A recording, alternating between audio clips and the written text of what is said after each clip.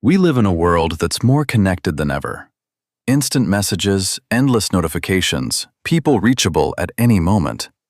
Yet something strange is happening. Loneliness is rising. More people say they feel isolated, invisible, like no one truly sees them. But here's the twist.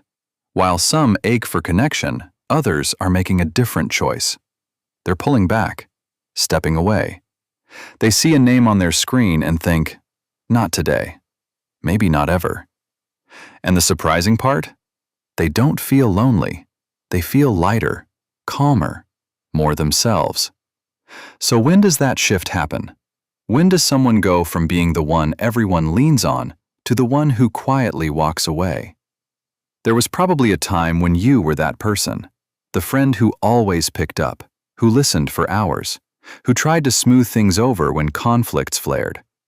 You showed up again and again.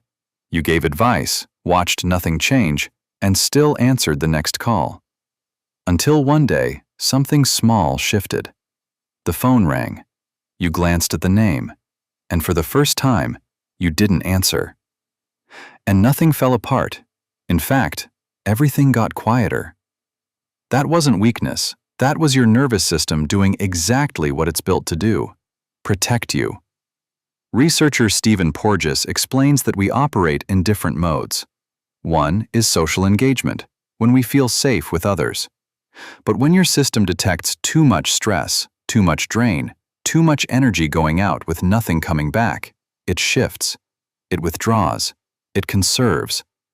Not because you're broken, but because your resources are finite. And emotional energy is one of the most limited resources you have. So where did you learn that some relationships aren't safe? For many, it started early. Maybe you grew up reading the room constantly, watching moods shift, knowing when to stay quiet, when to disappear. Psychiatrist Murray Bowen called this emotional cutoff, a pattern that forms when closeness feels unpredictable or tense. Your brain adapts. Keep distance. Don't depend too much. Don't expose yourself. What protected you as a child can follow you for decades. But here's where it gets nuanced. Not all distance is the same. There's a difference between protecting yourself and shutting everyone out. Yes, prolonged isolation can harm your health, but so can being surrounded by the wrong people. The question isn't whether you should let people in, it's who deserves to be there. People who pull away aren't doing it randomly. Over time, they get sharp at spotting patterns. The friend who only calls when they need something. The relative who mixes love with judgment. The person who shows up intensely, then vanishes. Your mind starts cataloging. Promises that don't land. Behaviors that repeat. And once you've seen the cycle enough, you trust what you're seeing. Research shows that people who faced early emotional stress often develop heightened sensitivity to social cues. It's not paranoia, it's pattern recognition. Your brain has been taking notes for years. So when it signals that someone will drain you, many learn to listen. Society calls this antisocial, isolated, cold.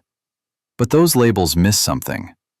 There's a difference between loneliness and chosen solitude. One hurts.